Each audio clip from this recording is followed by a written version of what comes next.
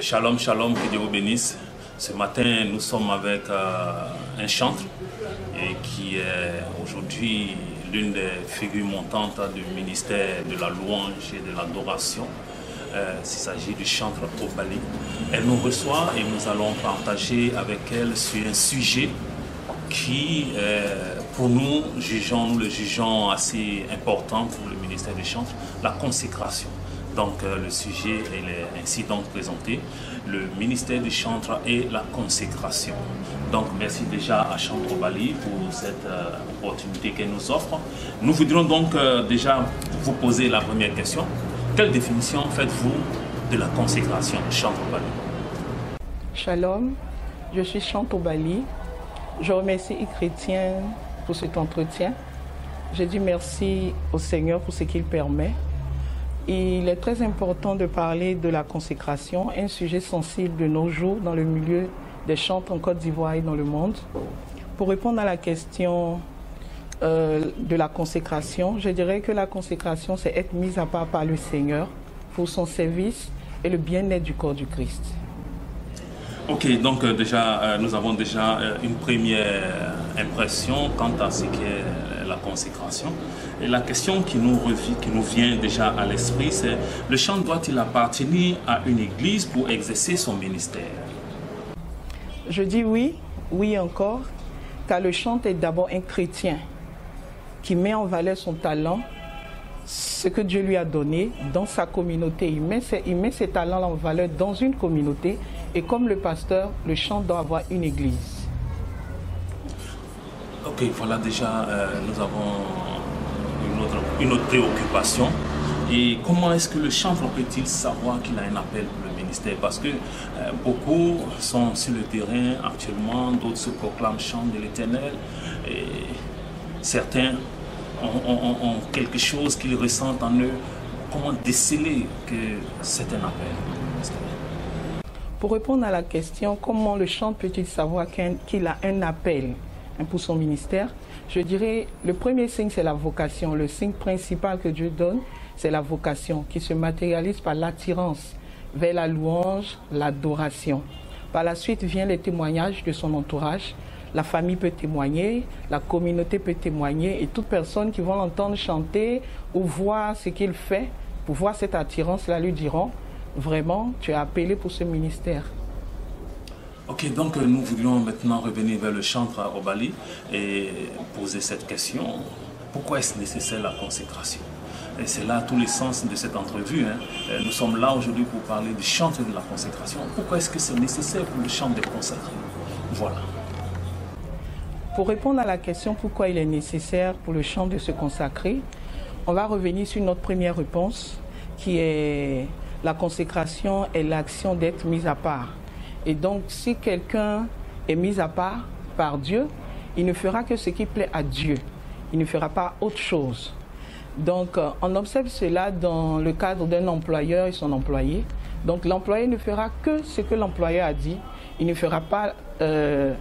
prendra pas en compte les décisions d'un autre employé d'une autre entreprise. Il fera que ce que son employeur lui a dit.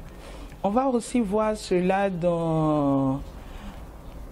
pour le chantre consacré. Il faudrait que le chantre consacré sache qu'il doit plaire seulement à Dieu, comme on l'a déjà dit, pas plaire aux hommes, pas chercher à faire une musique qu'on entend dans le temps, pas chercher à suivre la mode. Non. Il ne va pas chercher aussi à avoir une autre source d'inspiration, utiliser un autre feu étranger. Donc le chantre consacré, en conclusion, fera que ce que l'Éternel lui dit de faire. C'est ainsi qu'il plaira à son Dieu. Ok, donc voilà le chantre qui est un appelé et qui a pour obligation de exclusivement obéir aux ordres de son employeur. Telle est la première, j'allais dire la dernière réponse que Chantre Obali nous a communiquée. Mais comment est-ce que devrait se faire cette consécration, cette mise à part? Comment est-ce qu'elle devrait se faire de façon pratique? Pour répondre à la question comment doit se faire la consécration du chantre, je dirais que cette consécration, je reviens encore pour dire que le chantre est un chrétien. Donc, ce n'est pas que chanter, c'est donc à ce niveau-là, on va répondre, on va dire, il y a deux manières pour cette consécration-là. La relation personnelle qu'a le chantre avec Dieu. dans la sanctification, dans la fidélité, dans le jeûne, dans la méditation, dans le fait de produire un travail excellent. C'est ça aussi être consacré, produire un travail excellent. Au deuxième niveau, nous allons avoir la relation avec les autres, surtout dans la communauté. On est chantre, on doit travailler en tant que disciple dans cette communauté-là, s'impliquer dans l'évolution de la communauté et pourquoi pas aussi dans la vie sociale. Voilà, donc déjà on a parlé de relations personnelles avec le Seigneur et aussi parce que nous avons une relation horizontale, une relation verticale, donc la relation aussi avec les autres. Donc le chantre, se devrait véritablement d'être en communion avec le Seigneur et d'être aussi dégagé un bon témoignage. Ok, donc quel est l'impact que la consécration devrait avoir sur le ministère du chantre? Merci pour cette belle question. Quel impact a la consécration sur le ministère du chantre? Je dirais que d'abord, le chantre est spirituel. Quand il est consacré, parce qu'il est en connexion directe avec l'Esprit de Dieu, donc c'est cet esprit, l'Esprit de Dieu qui lui dira d'agir ainsi, de faire ainsi. Donc tous les cantiques qui vont sortir de lui, on a l'exemple de plusieurs cantiques ici en Côte d'Ivoire, que des fois même quand le chant n'est pas là, ces cantiques-là font du bien à tous ceux qui les écoutent. Donc on a l'impact des chants sur la vie, l'impact positif, faut bien préciser, sur la vie de tous ceux qui écoutent ces chants-là. On a des guérisons, on a l'envie de revivre pour ceux-là même qui ne trouvaient pas cet engouement-là de revivre à travers des chants qui ont été inspirés par des hommes consacrés, des chants consacrés. Et on voit que ces chants-là ne meurent pas. Aujourd'hui, on peut chanter « Quel ami fidèle et tendre », mais quand on va dire il y a combien d'années ce chant a été composé, et aujourd'hui, des années après, ce chant-là fait encore du bien, travaille encore dans la vie des enfants de Dieu et de ceux même qui ne sont même pas encore chrétiens. Donc c'est très important, le chant consacré, il est spirituel, il est connecté à Dieu et il apporte un produit qui fait du bien au corps du Christ. Voilà, nous avons ébauché beaucoup d'aspects de la consécration et du ministère du chantre. Et nous sommes pratiquement au thème de cette entrevue et nous nous serions fermés sans pour autant demander au chantre Bali si il y a quelque chose qu'on devrait retenir de cet entretien.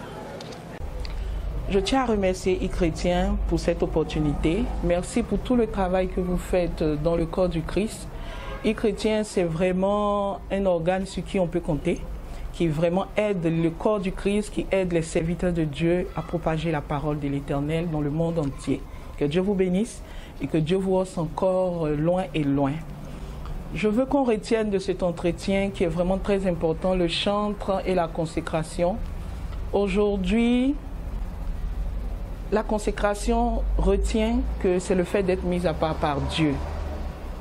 Et cette consécration-là demande une ligne de conduite. Cette consécration-là demande des privations. Cette consécration-là demande de rester toujours connecté à l'Esprit de Dieu, à celui qui nous a appelés. Donc aujourd'hui, nous devons cultiver cette consécration, nous devons conserver cette consécration-là pour donner, pour produire des cantiques qui vont faire du bien au corps du Christ. Nous devons toujours savoir que la plus grande muse, c'est notre Dieu. La plus grande muse, c'est notre Dieu. Évitons, chantres chrétiens de Côte d'Ivoire et d'ailleurs, d'utiliser des feux étrangers. En ce moment-là, nous brisons cette communication-là avec le peuple de Dieu parce que nous sommes des canaux et Dieu passe par nous pour donner un message comme à un pasteur.